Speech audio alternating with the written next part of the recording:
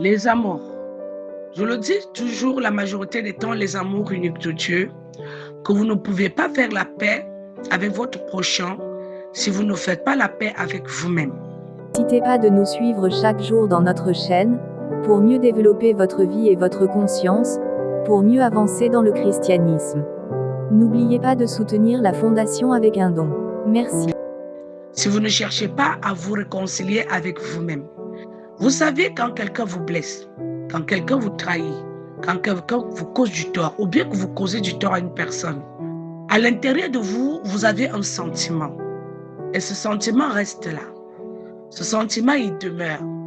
Est-ce que vous avez cherché à dégager ce sentiment? Est-ce que vous avez décidé de le garder? Quand quelqu'un vous a fait du tort, vous aviez comme impression que vous bagarrez avec un truc qui vous empêche de connaître et de comprendre que c'est vraiment cette personne qui vous a fait du mal.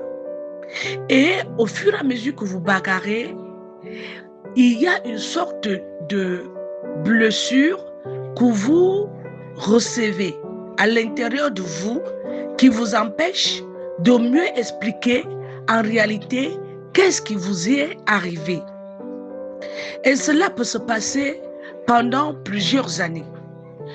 Et si vous n'êtes pas une personne vraiment forte, si cela a été fait d'une manière spirituelle ou bien d'une manière où la personne vous impose une sorte de vie, cela va vous attirer ce mépris chaque fois et à toute heure.